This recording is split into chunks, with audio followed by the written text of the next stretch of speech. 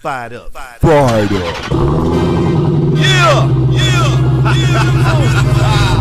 The Dodge Dodge Demon. Demon. Let's get it! Welcome back to the channel. Welcome everybody. Listen, real quick, I have to do this real quick, okay? I got this Dodge Charger here with the 2.7 liter, and y'all know how I feel about the 2.7, and it's not good. Anyway, this car is in here for overheating.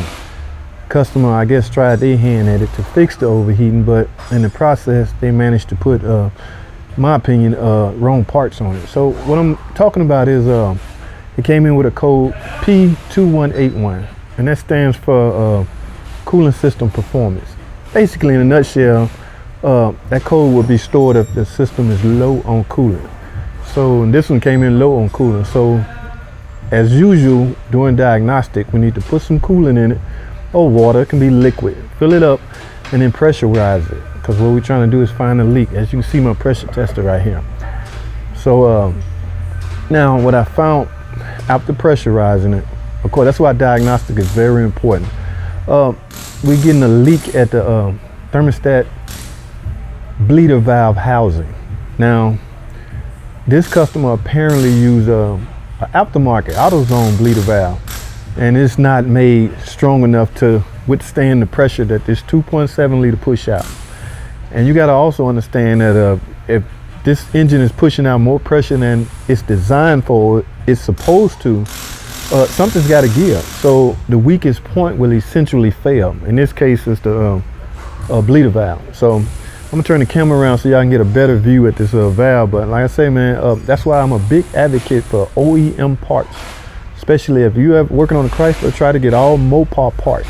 Now, some things is not that important, like batteries. You don't have to get a Mopar battery, but and belts, things like that. You know, use your best judgment and discretion on that. But as far as parts, hard parts, and sensors, really sensors, try to stick with OEM. Again, so I'm gonna turn the camera around so y'all can see. But yeah, man, it's 2.7 is leaking right here. Always put a pressure on the system. I put 20 pounds of pressure on it, basically up to the red. And what you do is look around. Be careful on this engine, because the water pump has a weep hole under the bottom, and it don't always leak from that weep hole. So you gotta be very careful.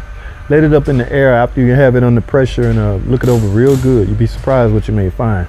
So that's all I got, man. I want to show y'all what's going on.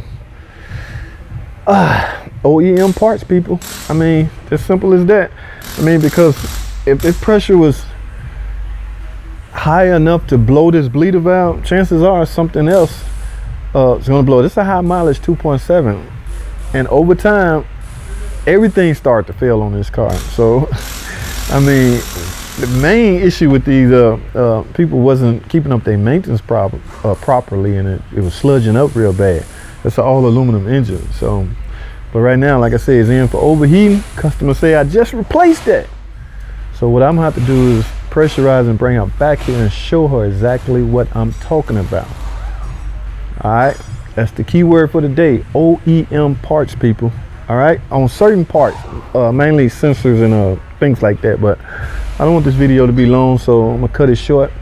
I'm gonna turn the camera around and let you get a closer look at what I'm talking about, and we'll go from there, man. Thanks for watching. As usual, subscribe to the channel, man. I'm trying to get this channel to grow. I'm gonna bring y'all some more tips. There's only so much I can show you. I can't physically show you the repair because you know, the place I work at.